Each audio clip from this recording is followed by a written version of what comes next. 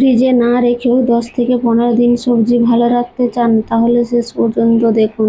এখানে আমি কিছু সবজি প্রথমে নিয়ে এসে এর জলটা শুকিয়ে নিয়েছি ফ্যানের নিচে রেখে। এবার আমি পলিথিনের মধ্যে সবজিগুলো প্যাক করে নেব। 2-3টা সবজিও একসাথে রেখে দিতে পারেন। এভাবে সবগুলো প্যাক করে নিয়েছি। সকালে একবার বিকালে একবার সবজিগুলো ঢেলে নিয়ে আবারও এখানে পলিথিনটা এভাবে উল্টে নিয়ে আবারও সবজিগুলো এইভাবেই প্যাক করে নেব। এইভাবে সবজি রাখলে 10 থেকে 15 দিন খুব ভালো সহজেই থাকে। কলমি শাক পরিষ্কার করতে এই ছোট্ট টিপসটি জেনে নিন। কলমি শাক রান্না করার আগে একটু লবণ দিয়ে 5 মিনিট রেখে দিন।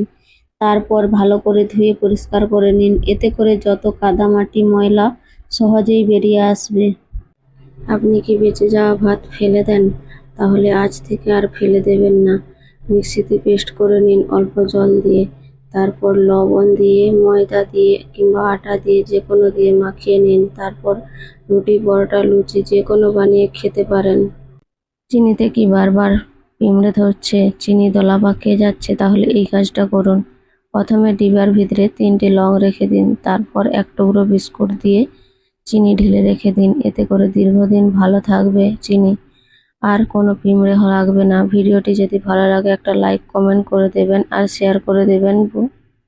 আপনিও কি গ্যাস বাঁচাতে চাইছেন রান্না করার সময়? তাহলে ভাতটা বসিয়ে এইভাবে লবণ দিয়ে দিন। দেখবেন খুব তাড়াতাড়ি হবে ভাত আর টাইমও কম লাগবে। এইরকম নিত্য নতুন টিপ পাওয়ার জন্য আমার পেজটিকে ফলো করুন আর কমেন্ট করুন, লাইক করুন। ভিডিওটি ভালো লাগলে শেয়ার করে রেখে দিন। আপনারও কি রুটি ফুলছে না? তাহলে এই ট্রিকটা ব্যবহার করুন। আটা মাখার সময় পানি একবারে না দিয়ে অল্প অল্প দিবেন। আটা একেবারে নরম মসৃণ করে মাখবেন। তারপর 10 থেকে 15 মিনিট ঢেকে রাখবেন। দেখবেন রুটি আপসে আপসেই ফুলে উঠবে এত সুন্দর হয়ে। এই একটি কাজ করলেই সোয়াবিন হবে দ্বিগুণ স্বাদের। প্রথমে জলটা ভালো করে ফুটিয়ে নিতে হবে, তারপর দিয়ে দিতে হবে সোয়াবিন। সোয়াবিনগুলোকে 1 মিনিট মতো ফুটিয়ে নিয়ে গ্যাসের ফ্লেম বন্ধ করে গরম জলে 5 মিনিট রেখে দিন। তারপর এগুলোকে নিচুড়ে রান্না করুন। এতে করে সোয়াবিন অনেক নরম হবে আর এর মধ্যে সব রকমের মশলা ঢুকতে পারবে। খেতেও অনেক স্বাদ হবে, টেস্টি হবে। ঘন্টার পর ঘন্টা এইভাবে নরম রাখতে চান রুটি, তাহলে এইভাবে রুটি বানান। তাহলে ঘন্টার পর ঘন্টা রুটি নরম থাকবে, শক্ত হবে না।